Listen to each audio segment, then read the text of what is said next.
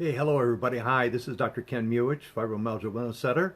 You can't turn your phone while live. There you go. Good. I'm still learning on the intricacies of phones and videos and so forth. Again, this is Dr. Ken Muich, Fibromyalgia Wellness Center, Steps and Chiropractic Clinic. And we're talking about a subject today that is oftentimes misunderstood. Again, it's called detoxing. So what is detoxing? There's so many people detoxing, some 72 hours after a bad weekend, 7 days, 2 weeks, 1 month, for months, so forth and so on. First ask yourself, why are you detoxing, okay? Is it because it's something you have an illness? Is it personal? Is it because a friend or significant other says, hey, let's detox, okay? What kind of detox are you going to go on, okay? If it's your first time, what do you expect to accomplish from this? What details do you want concerning this? Have you looked into it? What does it entail, so forth and so on? How long are you going to be on it? You know, detox itself, you're supposed to feel light and energetic, and maybe even have a weight loss involved with this. Wouldn't that be exciting?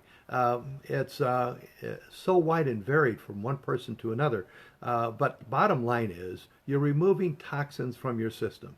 Now, that doesn't mean you have to eat bad, but keep in mind, just the air you breathe, the water you drink, and of course the foods. There's very few, unless you have your own garden, there's very few foods that do not have some additives involved with them, or sprays from the gardens and so forth and so on to kill bugs that they can't seem to wash off completely that actually get into your system. All those things actually adversely affect your immune system and make you much more susceptible to other conditions, so to speak. So a proper detox, okay, is really washing out the bad and removing some of these things from your system if you do it correctly, okay?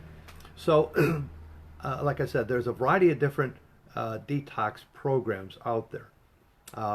I find, because with my patients, if you really want to have a proper detox program, it involves a few things that I think you need to know about, because when people get off of a detox, many times they have bad reactions and they wonder, wow, what happened? Why am I having this bad reaction? Well, I'll explain. The best type of detox really is one where it lasts long enough to get all of this garbage out of your system, so that when you start adding things to your system, you'll find out what is good and what bad for you. Does it take a long period of time? No, because as I mentioned to you before, you know, with all the thousands of different types of foods in the world, I'll bet if you wrote down every one of the foods that you have, that you really concentrate on, you might pick something out that's unusual one time or another. But most of us have a diet that consists of about 15 to 20 foods, believe it or not. And many of those foods that you're eating might very well be making you sick and toxic, adding on to that which you already have. So what do you do? Well, the best one is actually at least 2 weeks, but you have to remove certain things from your diet. You have to remove sugar, gluten, trans fatty acids, and dairy. I know that's going to be difficult. Now, when I'm talking about sugar, I'm talking about mainly table sugar and also fake sugars. Gluten, we're talking about wheat, rye, barley, malt. Those things oftentimes cause an inflammatory reaction for people, and you don't even know it. Trans fatty acids, that's red meats and pork, and anything that has a shelf life, okay? That's why they put trans fatty acids in it. That's what does not allow those cookies and candies and everything else on the shelves to get bad, because they put trans fatty acids or omega-6 in there. And omega-6 is an inflammatory aspect that can cause problems in your bodies. So you have sugar, gluten, trans fatty acids, and dairy. Now, if you need dairy, well, you got almond milk, you got coconut milk, all those different things that the milk industry is fighting because they say it's not milk. But anyway, what we're talking about is dairy milk, okay? And those aspects that are involved with it, like, again, milk or cream or cheese, all those different things. You have to stay off of those to find out whether or not it's bad for you. Now, what do you eat then? Well, there's a lot of foods that you can eat, and they're good. Think low glycemic, however, not starchy. So you want to have a lot of fruits and vegetables, and stay off the starches like potatoes, things of this sort. I know the number one vegetable in the world is French fried potatoes, fried potato, whatever. Uh, they're not good for you, okay? Especially if you want to go on this detox diet to find out whether or not it's going to really work for you. So you want to stay off those things. You want to eat a lot of fruits and vegetables and chicken, fish, shellfish, turkey, all those good things that are for you for protein. Now you might be saying, well, wait a minute, isn't there sugar in a lot of those things? Well, yeah, there's sugar in almost every fruit that I know of and most vegetables, but it's fructose, not sucrose. That's the table sugar. It makes a big difference as far as how your body absorbs that and does not allow for high reactions with your sugar and pancreas. So that's much better for you. So you're going to stay on those things. Are you going to die? No, you're not going to die. You're just eating good foods, okay? Now, here's another thing. If you know that you cannot eat, for example, asparagus, okay, then don't eat it. All right, some people, they can't eat onions, okay, then don't eat it, all right? Even though I said a lot of fruits and vegetables, and maybe I didn't mention that by name. However, keep in mind, again, that how you actually eat the foods from being processed will make a big difference. I know a lot of people that cannot eat raw onions. They blow up, they get rashes, everything else. However, if you fry it or cook the onions, they're just fine. So it breaks down certain chemicals. So how are you eating your foods, okay? So make sure you understand whether or not they're cooked or al dente or whatever else or raw can make a difference as far as your health is concerned. So if you stay off of those things I gave you, sugar, gluten, trans fatty acids, and dairy, and you eat really good foods like a lot of fruits and vegetables that are low glycemic, and if you don't know what that means, look it up. It just means that does not allow your blood sugar to rise and then drop all of a sudden. Okay, you eat a candy bar, whoa, boom, and then you come down to it 50 minutes later and say, how come I'm tired? How come I have a difficult time concentrating? It's because of that reaction, because of the sucrose. Whereas fructose keeps you on kind of like nice waves in water. It never really causes a big reaction, okay?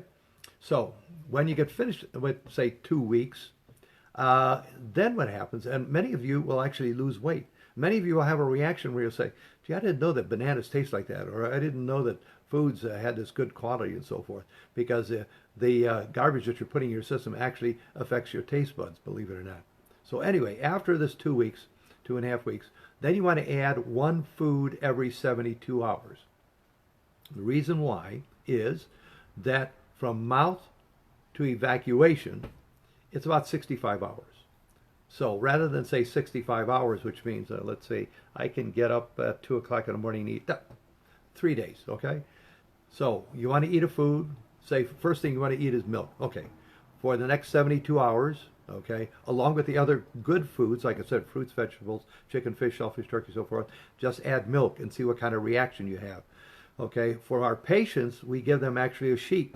And we ask them, say, okay, what happens in 15 minutes? What happens in 1 hour? What happens in 72 hours? Because we want to find out how it's going in and how and if it comes out. Many patients, the vast majority, maybe 65%, will actually have a reaction within the first half hour, believe it or not. What is the reaction? Well, in my books I wrote, I call it the 7 dwarfs: itchy, scratchy, sneezy, dopey, headachy, bloaty. You shouldn't have any reaction whatsoever. I have some patients, and the reason I'm going into this is that I just had a patient on Fibromyalgia Detox program, came in, and he had a white bread sandwich, and he couldn't believe how dizzy and headaches and everything else he had after he had been off of this for about 2.5 weeks. He didn't realize he was reacting to gluten and what kind of reaction he had. Some people have headaches. Some people get achy, stiff, sore, so forth and so on. Intestinal problems. You'll know very, very quickly whether or not you're having that problem for most of you. Then write down what happens after an hour. Keep in mind now, you have to write down whether or not it was raw or cooked, okay, or fried or whatever. And then what happens at the end? Is it coming out or not? Is it constipation or diarrhea? Some foods do that, and you don't even realize it, okay? And so you have to do that for every food. But it doesn't take very long. Remember I just said, you're only eating about 15, 20 foods in your life. And so this might only take you maybe a week or two to find out which foods are really bad. And then you have a choice. Eat the foods and be sick, or stay off the foods and stay healthy. That's as simple as it gets. Tell my patients the same way. How important is health for you? Okay? That's the most important thing. And if you stay off these foods, number one, like I say, you're going to feel better. you're probably going to lose weight, because what happens with these bad foods, the toxins and so forth, it affects the liver and kidneys, and so you're not functioning correctly. You're keeping more garbage in your system longer, and it becomes toxic within itself. You want to get rid of that stuff out of your system.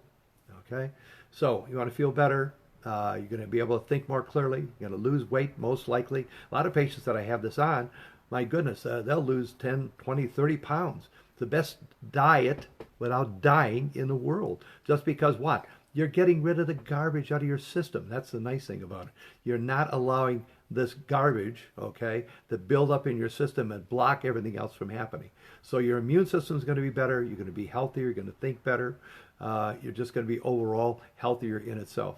Now, I can't stop, all of these things, the air we breathe, the water we drink, the food we eat, all the additives in the food and so forth and so on. When you go out to eat and so forth, all that stuff has additives, unless you're really going to a true natural garden restaurant, of which there's more and more that are coming about, as a matter of fact, thank goodness. As to where they're getting their foods and so forth, if it's directly from pure farms or not, I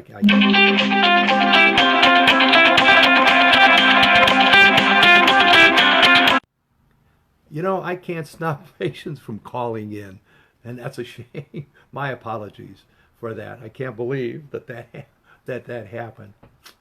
I can't put a block on them. Anyway, I do hope you enjoyed the information I gave you on detoxing. So if you go on a detox and it comes back, and you get off of it and you start eating foods and you get sick, it's because those foods are probably not good for you. So if you follow what I said and what I suggested, and stay off of certain foods during this detox period, drink a lot of extra water if you can, and just eat the proper foods and stay off those that I mentioned, you should have an excellent finding so that you can stay healthier. You're getting rid of the garbage out of your system. Thank you so very, very much. Have a wonderful day. Have a great week. I'm dressed like this because in Arizona, I don't know where you're at, but in Arizona, we're having